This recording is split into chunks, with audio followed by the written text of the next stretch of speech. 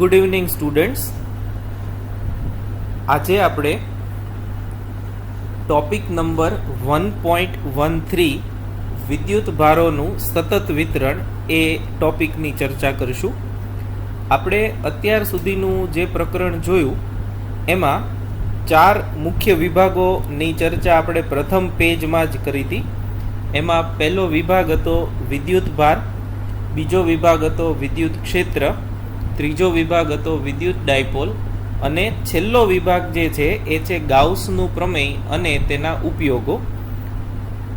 એ ભણતા પહેલાં વિદ્યુત ભારોનું સતત વિતરણ શું છે અને એ કઈ રીતે લેવામાં આવે છે એ સમજવું અને ભણવું જરૂરી છે. તો આજે આપણે એ ટોપિકની ચર્ચા કરી લઈએ. કન્ટિન્યુઅસ ચાર્જ ડિસ્ટ્રીબ્યુશન, ટેક્સ્ટબુકમાં પેજ નંબર 32 પર આ ટોપિક આપેલો છે.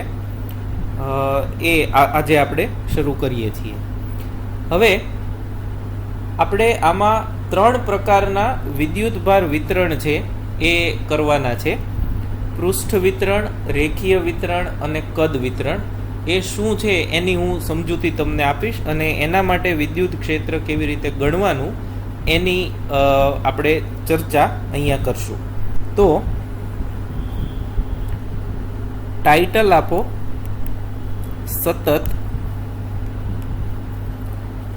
સતત વિદ્યુત ભાર વિતરણ.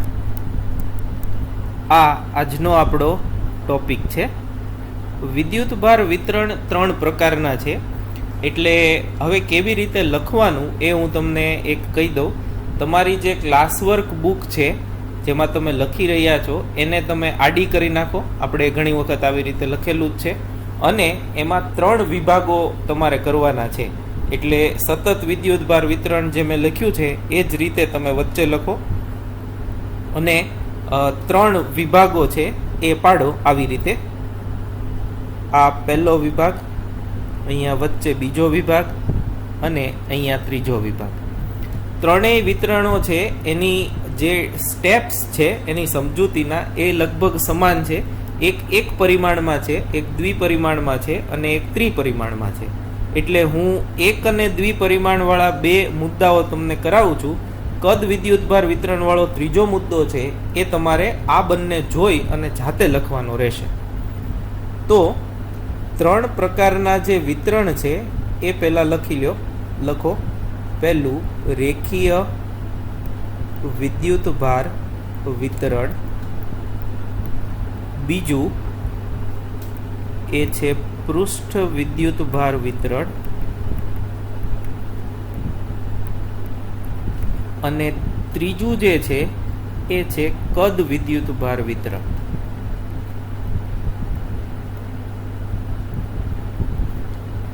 આ 3 પ્રકારના વિદ્યુત ભાર વિતરણોનો આપણે 1 by 1 સ્ટડી કરશું.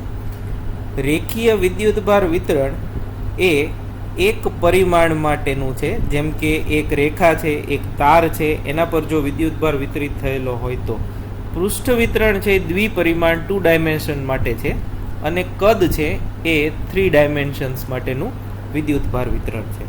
હવે એક થોડીક ચર્ચા સતત વિદ્યુત ભાર વિતરણમાં સતત શબ્દ વિશે કરી નાખીએ. આપણે જ્યારે સંપાતપણાનો સિદ્ધાંત જોયો ત્યારે ત્યાં એવું જોયું હતું કે Q1, Q2, Q3 વગેરે વિદ્યુત ભારો હોય તો એનું પરિણામી ક્ષેત્ર કેવી રીતે, પરિણામી બળ કેવી રીતે મેળવવાનું. આવા બધા વિદ્યુત ભારો જે બિંદુવત અલગ અલગ હોય એવા વિતરણને અસતત વિતરણ એવું કહેવામાં આવે. જ્યાં Q1 અને Q2 બંને એકબીજાથી સ્વતંત્ર હોય, Q3 Q1 Q2 થી સ્વતંત્ર હોય, Q4 Q1 Q2 Q3 થી સ્વતંત્ર હોય તો આવા વિતરણને સતત વિતરણ કહેવાય. પરંતુ ધારો કે કોઈ એક તાર છે અને એ તાર પર સમાન રીતે વિદ્યુત ભાર વહેંચાયેલો હોય અને તારની અમુક લંબાઈ હોય તો એવા વિતરણને આપણે સતત વિદ્યુત ભાર વિતરણ છે એમ કહેશું. જેમ તાર પર વિદ્યુત ભાર હોય એવી જ રીતે કોઈ સમતલ પર, જેમ કે તકતી છે, કોઈ ક્ષેત્રફળ છે, ચોરસ, લંબચોરસ, એના પર વિદ્યુત ભાર વિતરણ થયેલો હોય તો એને આપણે પૃષ્ઠ વિતરણ કહેશું. અને કોઈ કદ છે, સમઘન છે, ગોળો છે, એના પર વિદ્યુત ભાર વિતરિત થયેલો હોય તો એને આપણે કદ વિદ્યુત ભાર વિતરણમાં આવરી લેશું. તો ત્રણેય વિતરણોમાં વિદ્યુત ભારની ઘનતા એ વધારે અગત્યની છે અને એની વ્યાખ્યા અને એની સમજૂતી આપણે એક પછી એક જોઈ લઈએ. તો રેખીય વિદ્યુતભાર વિતરણમાં પહેલો મુદ્દો આવશે રેખીય વિદ્યુતભાર ઘનતા. એને આપણે કહીશું લેમ્બડા. તમે સાથે લખતા જજો, રેખીય વિદ્યુતભાર ઘનતા લેમ્બડા. એની વ્યાખ્યા કંઈક આવી છે, એકમ લંબાઈ દીઠ વિદ્યુતભારને, એકમ લંબાઈ દીઠ વિદ્યુતભારને વિદ્યુતભારની રેખીય ઘનતા કહે છે. ધેરફોર આપણે એને લેમ્બડા કહીએ તો ક્યુ વિદ્યુતભાર હોય અને એલ લંબાઈ હોય તો ક્યુ બાય એલ એ વિદ્યુતભાર ઘનતાની વ્યાખ્યા થઈ. આપણે જ્યારે તરંગો ચેપ્ટર ભણ્યા હતા ત્યારે પણ દોરીની દળ ઘનતા વખતે આ તમને કીધું હતું કે રેખીય ઘનતા હોય એટલે કે એકમ લંબાઈ દીઠ એવો શબ્દ આવે ત્યાં એને રેખીય ઘનતા કહેવાય, સંકેત એનો લેમ્બડા છે. અત્યારે આપણે વિદ્યુતભાર માટે ભણીએ છીએ તો એને વિદ્યુતભારની રેખીય ઘનતા એવું કહેવામાં આવે. નેક્સ્ટ જે છે પૃષ્ઠ માટે એ છે પૃષ્ઠ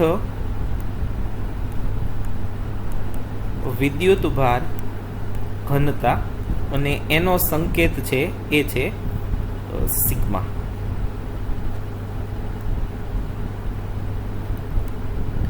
તો આની વ્યાખ્યામાં હવે તમને ખબર પડવી જોઈએ, અહીંયા એકમ લંબાઈ દીઠ હતું એક પરિમાણમાં, તો દ્વિપરિમાણમાં પૃષ્ઠ હોય એટલે એકમ ક્ષેત્રફળ દીઠ આવશે.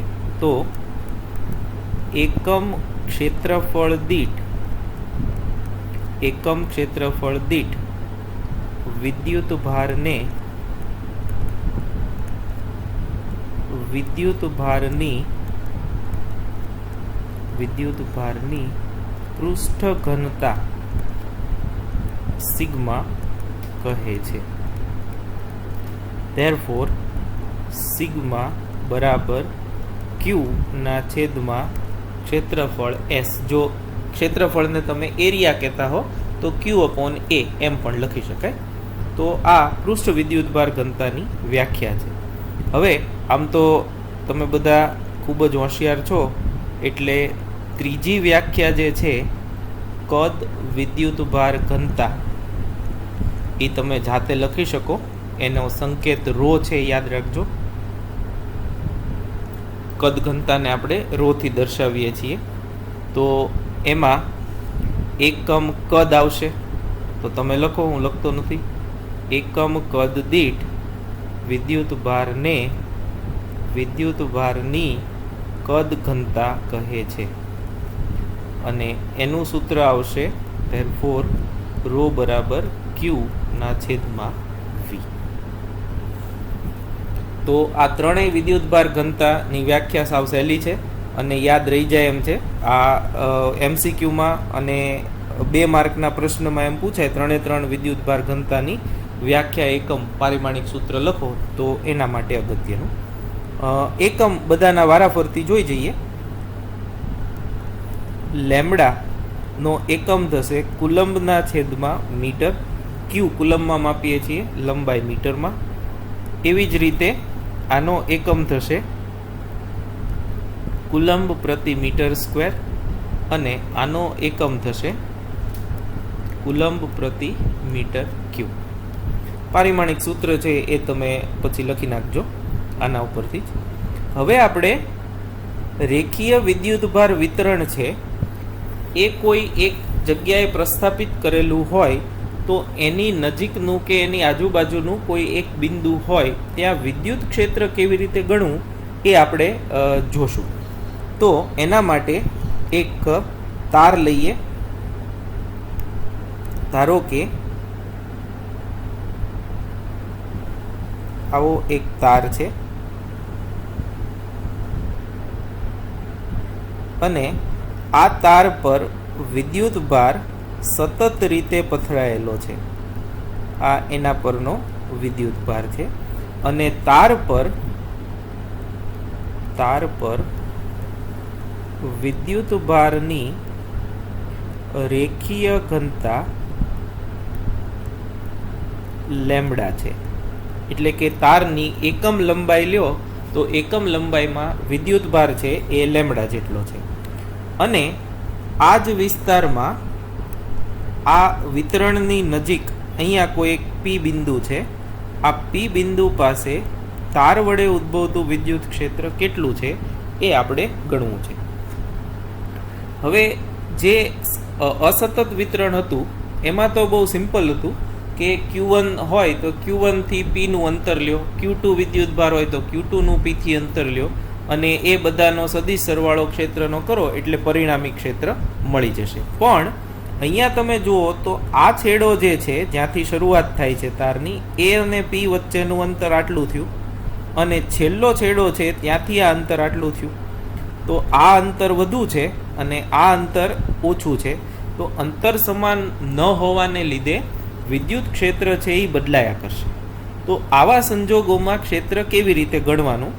તો એના માટે આપણે આપણી જે જૂની પદ્ધતિ છે સંકલનની એની ઉપયોગ કરશું અને ક્ષેત્ર મેળવશું. તો એના માટે આ તાર પરનો એક નાનો એવો ખંડ લો. આ ધારો કે તાર પરનો સૂક્ષ્મ ખંડ છે કે જેની લંબાઈ ડેલ્ટા એલ જેટલી છે. અને આપણને સહેલું પડે એટલે આપણે આ બધું જે છે એને એક યામ પદ્ધતિમાં મૂકી દઈએ. ધારો કે આ એક યામ પદ્ધતિ છે એક્સ, વાય અને ઝેડ. તો સંકેત ખાસ આ 3 ટોપિક પૂરતા તમે યાદ રાખજો. જે બિંદુ પાસે ક્ષેત્ર મેળવવાનું છે એ બિંદુનો સ્થાન સદિશ આર છે, એને આપણે કેપિટલ આર કહેશું. જે ડેલ્ટા એલ છે એનો સ્થાન સદિશ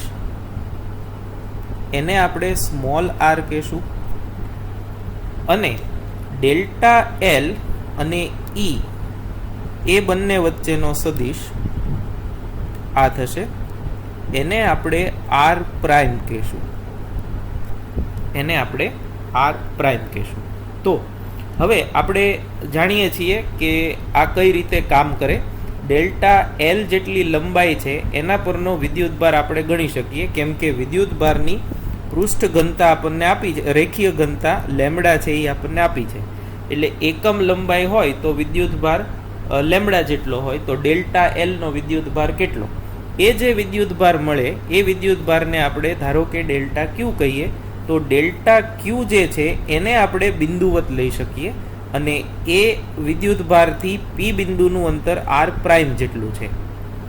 અને કે ક્યુ અપોન આર એના આર સ્ક્વેર એના પરથી આપણે વિદ્યુત ક્ષેત્ર મેળવી શકીએ.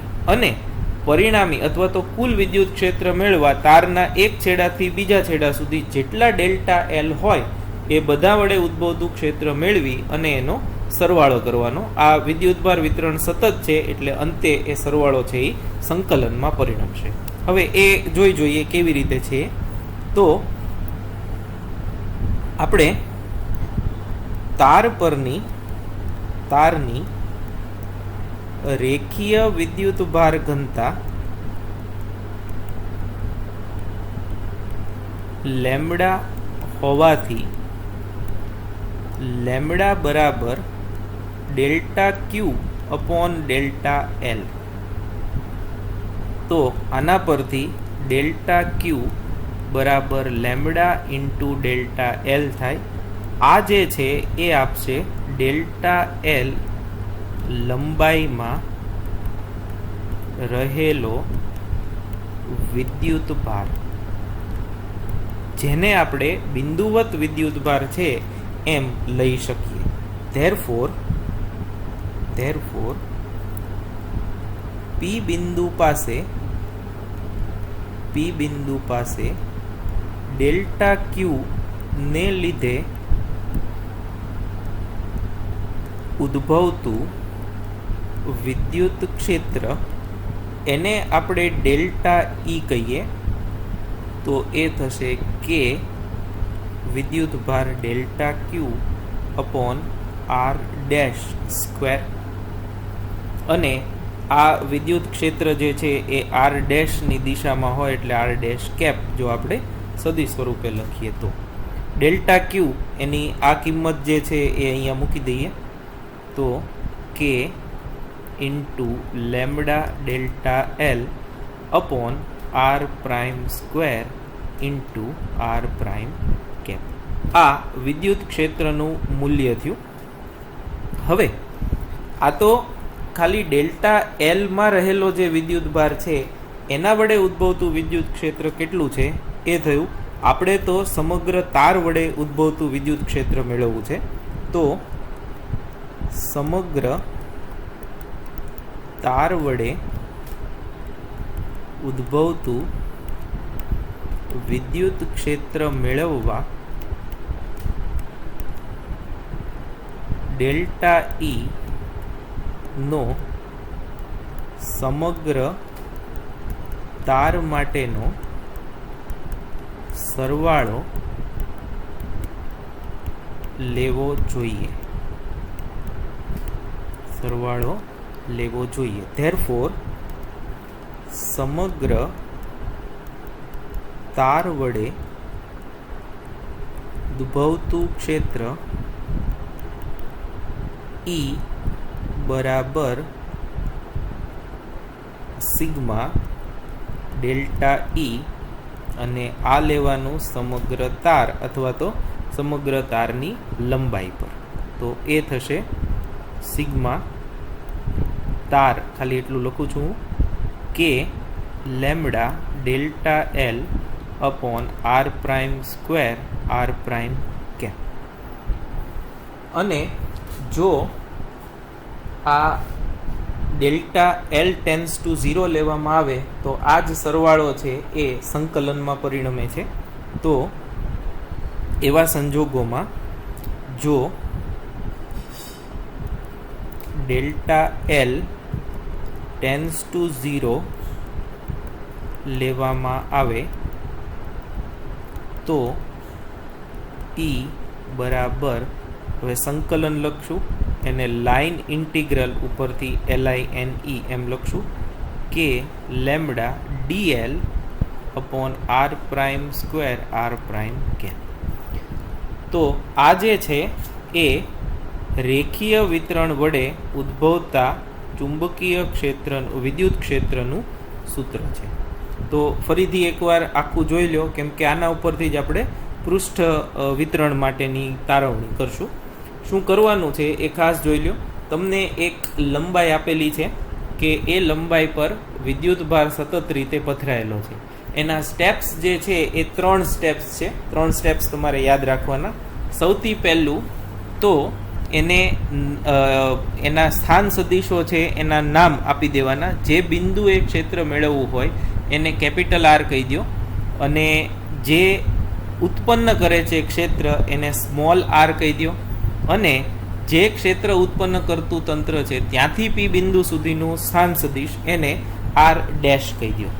ત્યારબાદ વિદ્યુત ભારનું વિતરણ સતત હોવાથી સમગ્ર તાર વડેનું ક્ષેત્ર, સમગ્ર પૃષ્ઠ કે સમગ્ર કદ વડેનું ક્ષેત્ર છે એ પી પાસે સીધું KQ/R² સૂત્રથી નહીં મળે. તો સેકન્ડ સ્ટેપ એ યાદ રાખવાનું કે તારનો સૂક્ષ્મ ખંડ કે સૂક્ષ્મ ભાગ લેવાનો, એમાં રહેલો વિદ્યુત ભાર ગણી એ વિદ્યુત ભાર વડે ઉદ્ભવતું ક્ષેત્ર પી બિંદુ પાસે મેળવવાનું. એ આપણું સેકન્ડ સ્ટેપ થયું. KQ/R² પરથી એ મળી જશે. અને પછી છેલ્લે આવા જેટલા સૂક્ષ્મ ખંડો હોય એ બધા વડે ઉદ્ભવતા ક્ષેત્રનો સરવાળો કરીએ, સતત સરવાળો કરીએ, જેને આપણે સંકલન કહીએ છીએ. તો એ સંકલન કરવાથી આપણને પરિણામી અથવા તો કુલ ક્ષેત્ર મળે. તો પૃષ્ઠ વિદ્યુત ભાર વિતરણ માટે કેવી રીતે ગણતરી થાય એ પણ જોઈ લઈએ. તો ધારો કે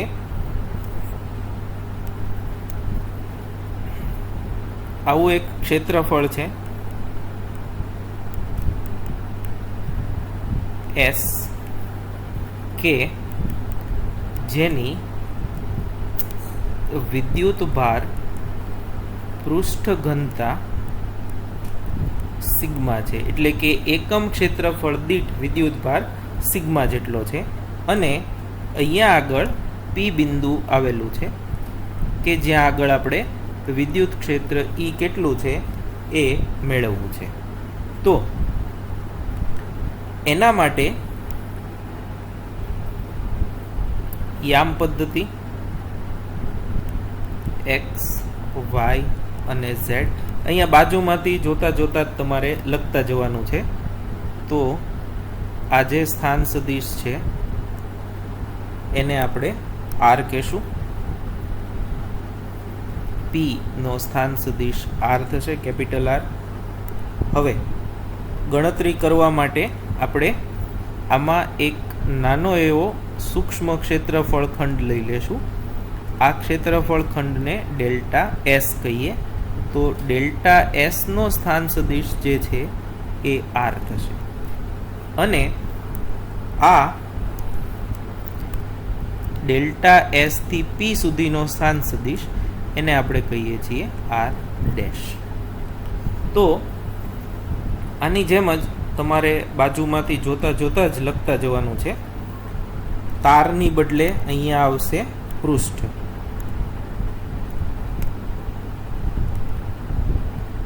આપેલ સમતલ કે પૃષ્ઠની વિદ્યુતભાર ઘનતા સિગ્મા હોવાથી સિગ્મા બરાબર delta Q by delta S. તો ડેલ્ટા ક્યુ બરાબર સિગ્મા ડેલ્ટા એસ. એટલે આ જે છે એ આપણને આપશે ડેલ્ટા એસ ક્ષેત્રફળમાં રહેલો વિદ્યુતભાર. ડેલ્ટા એસ ક્ષેત્રફળમાં રહેલો વિદ્યુતભાર. આ વિદ્યુતભારને લીધે પી બિંદુ પાસે વિદ્યુત ક્ષેત્ર ડેલ્ટા ઈ બરાબર કે delta Q upon R prime square R prime cap. Delta Q એ મૂકી દઈએ બરાબર કે ડેલ્ટા ક્યુ એ છે sigma delta S upon R prime square R prime cap. તો આ જે છે એ સૂક્ષ્મ વિદ્યુત ક્ષેત્ર જે પી બિંદુ પાસે મળશે એ છે. તો પી બિંદુ પાસે પરિણામી ક્ષેત્ર, તમે આ આખું લખજો. પી બિંદુ પાસે સમગ્ર પૃષ્ઠ વડે ઉદ્ભવતું ક્ષેત્ર મેળવવા ડેલ્ટા ઈ નો સમગ્ર પૃષ્ઠ પરનો સરવાળો લેવો પડે. તો એ મળશે ઈ બરાબર સિગ્મા સમગ્ર પૃષ્ઠ આવશે અહીંયા ડેલ્ટા ઈ બરાબર સિગ્મા સમગ્ર પૃષ્ઠ માટે કે sigma delta S upon R prime square R prime cap. અને જો ડેલ્ટા એસ ટેન્સ ટુ 0 લેવામાં આવે તો આ સરવાળો છે એ સંકલનમાં પરિણમે. તો વિદ્યુત ક્ષેત્ર ઈ થશે સંકલન, આ સંકલન પૃષ્ઠ પરનું હશે, સરફેસ ઇન્ટિગ્રલ કે સિગ્મા, હવે ડેલ્ટા એસના બદલે DS R prime square R prime cap. તો આ જે છે એ પૃષ્ઠ વિદ્યુતભાર વિતરણ વડે ઉદ્ભવતા વિદ્યુત ક્ષેત્ર માટેનું સૂત્ર થયું. હવે આ બંને ટેક્સ્ટબુકમાં આપ્યા નથી, ખાલી આકૃતિ આપી છે અને વિદ્યુતભારની સમજૂતી, વિદ્યુતભાર ઘનતાઓની સમજૂતી આપી છે. આપણે ત્રણેય વિતરણો છે એના માટે વિદ્યુત ક્ષેત્ર અને લગતી બાબતો છે એ પૂછાઈ શકે એમ છે, એટલે મેં તમને આ બે છે એ કરાવી દીધા. હવે જે ત્રીજું જે છે એ તમારે કરવાનું છે એ છે કદ વિદ્યુતભાર ઘનતા વિતરણ, અને એના માટેની જે સાબિતી છે એ તમારે કરવાની છે. અને એ ટેક્સ્ટબુકમાં તમને આપેલી છે કેવી રીતે કરવાનું છે, એનું ડેલ્ટા ઈ સૂત્ર શું છે અને કેમ કરવાનું, અને એનું સિગ્મા વાળું સૂત્ર છે એ આપેલું છે. તમે ટેક્સ્ટબુકમાં જોજો 1.26 અને 1.27 એમ બે સમીકરણો તમને આપ્યા છે, એ જોશો એટલે સમજાઈ જશે. નહીતર અહીંયા જેમ આકૃતિ છે એવી રીતે કદ માટે આકૃતિ દોરવાની, એનું સૂક્ષ્મ કદ ડેલ્ટા વી લેવાનું અને ડેલ્ટા વીની મદદથી જે ક્ષેત્ર મળે એ ગોતવાનું. એમાં ડેલ્ટા ક્યુ થશે એ રો ઇન્ટુ ડેલ્ટા વી જેટલું થશે. ડેલ્ટા ઈ એને અનુરૂપ ચેન્જ થશે. હવે મટીરિયલમાં જે આપેલું છે એ એક વખત જોઈ લઈએ એટલે ફરીથી એકવાર રિફ્રેશ કે રિવાઇઝ થઈ જાય. આ જે છે એ આપણો ચોથો વિભાગ જે છે એ અહીંથી શરૂ થયું અને એ જે છે એને આપણે કીધું છે ગાઉસનો નિયમ અને તેના ઉપયોગો. એટલે આ આપણો ચોથો વિભાગ છે. એમાં ત્રણેય વિદ્યુતભાર વિતરણની અલગ અલગ ટૂંકનોંધ એ આપેલી છે. જો તમને 2 માર્કમાં એવું પૂછવામાં આવે કે રેખીય વિદ્યુતભાર વિતરણ કોને કહે છે, અથવા તો નોંધ લખો અથવા તો સમજાવો રેખીય વિદ્યુતભાર વિતરણ, તો તમારે એ સહેલું પડે. લગભગ બધામાં સ્ટ્રક્ચર મેં એકનું એક જ રાખ્યું છે, જેથી કરીને તમારે ખાલી ડેલ્ટા એલ હોય તો ડેલ્ટા એસ અને ડેલ્ટા વી કદ માટે, અને બાકીના એને અનુરૂપ ચેન્જ કરો એટલે એક યાદ રાખવાથી 3 યાદ રહી જશે. આકૃતિ તમે જોઈ શકો છો. પી બિંદુ જે છે ત્યાં વિદ્યુત ક્ષેત્ર મેળવવું છે. આ જે છે એ તાર છે જેના પર વિદ્યુતભાર સતત રીતે પથરાયેલો છે. આ એનો સૂક્ષ્મ ખંડ ડેલ્ટા એલ લીધો છે. ડેલ્ટા એલ થી પી સુધીનું અંતર આર ડેશ, ઓ થી ડેલ્ટા એલ સુધીનું અંતર આર, અને પી સુધીનું અંતર જે છે એ કેપિટલ આર. તો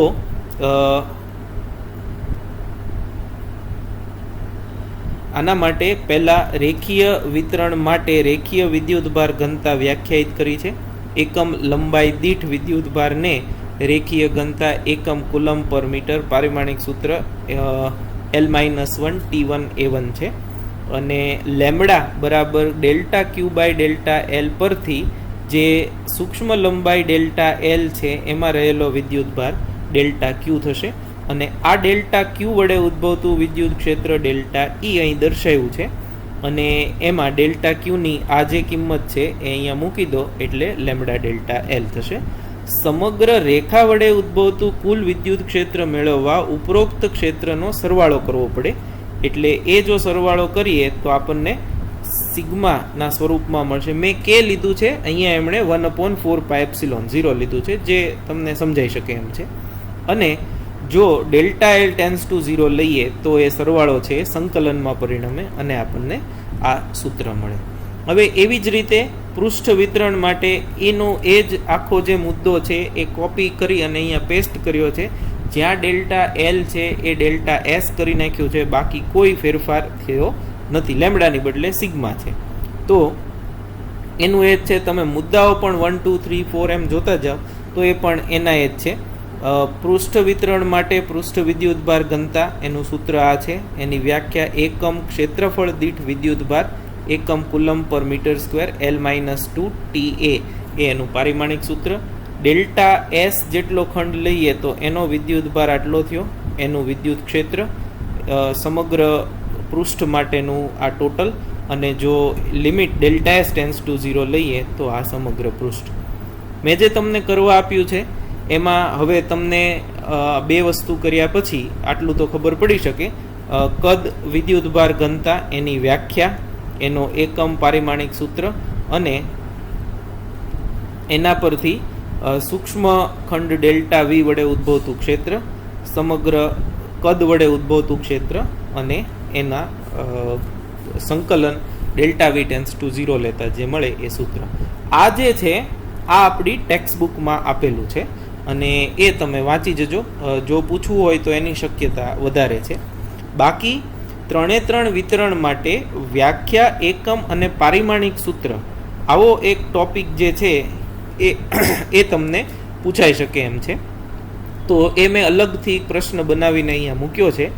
રેખીય વિદ્યુતભાર ઘનતા લેમ્બડા, પૃષ્ઠ વિદ્યુતભાર ઘનતા સિગ્મા અને કદ વિદ્યુતભાર ઘનતા એ ત્રણેયની વ્યાખ્યા, ત્રણેયનો એકમ અને ત્રણેયનું પારિમાણિક સૂત્ર એ તમે પછી જોઈ જજો. તો આ જે છે એ ત્રણ પ્રકારના વિદ્યુતભાર વિતરણો અને એની સમજૂતી છે. હવે આપણે ધારો કે સંમિત વિદ્યુતભાર વિતરણો હોય, જેમ કે તાર જે છે એને આદર્શ રીતે જો અનંત લંબાઈનો લઈએ, પૃષ્ઠ જે છે અથવા તો સમતલ જે છે એને આપણે અનંત વિસ્તારનું લઈએ, તો આવા કિસ્સાઓમાં કેવી રીતે વિદ્યુત ક્ષેત્ર મળી શકે એ ગાઉસના નિયમની મદદથી મળી શકે એમ છે. તો નેક્સ્ટ ટોપિક જે આપણો છે આની પછીનો એ ગાઉસનો નિયમ અથવા તો ગાઉસનું પ્રમેય અને એના પછી ગાઉસના પ્રમેયની મદદથી એના ઉપયોગો. ગાઉસના પ્રમેયનો ઉપયોગ સામાન્ય રીતે જે સતત વિદ્યુતભાર વિતરણો આપણે જે અહીંયા જોયા, પૃષ્ઠ હોય કે રેખીય હોય કે કદ હોય, એના વિદ્યુત ક્ષેત્રો મેળવવા માટે થાય છે. એની ચર્ચા હવે પછીના ટોપિકમાં આપણે કરશું. પણ આ વિતરણો છે એ અગત્યના છે. જેમ મેં તમને અત્યારે સમજાવ્યું એ જ રીતે તમે સમજી અને તૈયાર કરી નાખજો, જેથી કરી અને ગાઉસનો નિયમ ભણતી વખતે તમને વધુ સરળતા પડે. Thank you so much.